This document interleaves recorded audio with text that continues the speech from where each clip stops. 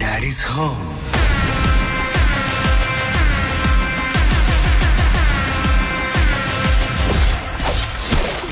ওকে, তো টক্সিক থেকে কিন্তু রকিং স্টার রিয়াসের হ্যাপি বার্থডে উপলক্ষে আরো একটা টিজার এসে গেছে। হ্যাঁ, তোমরা সবাই চেয়েছিলে যে এই ডাইরেক্ট ট্রেলার রিলিজ হোক অথবা ফিল্ম থেকে কিছু গ্লিমস বা টিজার কাট করে রিলিজ হোক, কিন্তু এসব কিছুই করেনি। শুধু ইয়াসের বার্থডে উপলক্ষে তার যে ক্যারেক্টারের নাম ব্রায়া, সেই ক্যারেক্টারটার কিন্তু ইন্ট্রোডিউস ভিডিও এসে গেছে। আর লিটারালি বলেছি, এটা যখন আমি দেখা শুরু করেছিলাম না, পুরো 1 মিনিট দেখে আমি স্টপ করে একবার ফিরে গিয়ে চেক করেছি এটা আসলে কি টক্সিক সিনেমার গ্লিমস নাকি। কারণ পুরো 1 মিনিট তোমায় পুরো হলিউড লেভেলেরই এক্সপিরিয়েন্স লাগবে। তোমরা যদি পিকি ব্লাইন্ডার্স দেখে থাকো অথবা গড ফাদার দেখে থাকো, সেসব টাইপের মতনই কিন্তু এই টিজারটা তোমাদের লাগবে। আর এখানে বিশ্বাস করো, ইয়াসের রায় যে ক্যারেক্টারটা তাকে এমন ভাবে পর্দার সামনে ইন্ট্রোডিউস করেছে না, এটা আসলে ভাবার বাইরে। মানে এটা যে কিভাবে ডিরেক্টরের মাথায় এসেছিল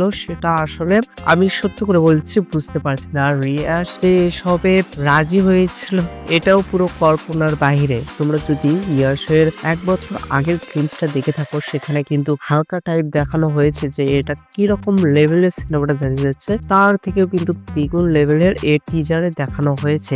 ডাইরেক্ট কথায় যদি বলি, তোমরা পর্ন সাইটের মতো জিনিস দেখতে পারবা। মানে এখানে ইয়াস প্লাস একটা মেয়ে কিভাবে সেক্স করেছে গাড়ির ভেতর, সে সেক্সটা কি কারণে করেছে এসব যখন তুমি দেখবা না, তুমি পুরো হতবাক হয়ে যাবা। এরপরে যখন রায়া লুক রিভিল করা হয়, তখন কিন্তু একদম দুর্দান্ত লেভেলে লেগেছে। তোমরা তো জানোই এখানে কিন্তু ইয়াসের লুকের সাথে বেশি একটা ছেড়ছাড় করা হয়নি, তবে তাও কিন্তু তাকে একদম গ্যাংস্টারই লাগতেছে এক কথায় বলতে গেলে। আর এখানে কিন্তু ইয়াস কেজিএফ এর মতো স্টোরিকেই ফলো করেনি, পুরো ডিফারেন্ট লেভেলের স্টোরিকে ফলো করেছে। সেসব কিন্তু এই টিজার দেখলেই বোঝা যায়। আর এখন একটা কথা, এই টিজারটা কি সিনেমার ভেতর থাকবে নাকি থাকবে না, তাহলে সত্য করে বলেছে আমি নিজেও জানি না এটা সিনেমার ভেতর থাকবে নাকি থাকবে না। তবে 50-50% চান্স আছে এটা হতে পারে।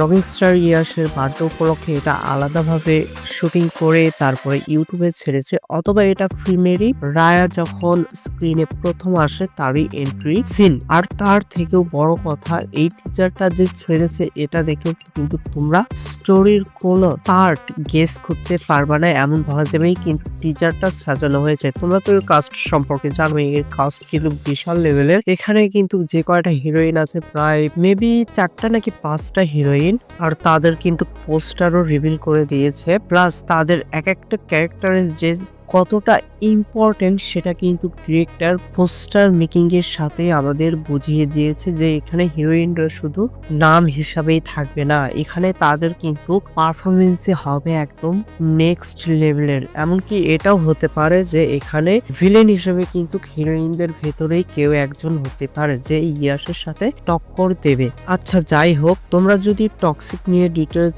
ভিডিও চাও তাহলে আমাকে কমেন্টে জানিয়ে দিতে পারো। তো এই ভিডিওটা পর্যন্তই, তোমাদের সাথে দেখা হবে নেক্সট একটা ভিডিওতে। Good bye.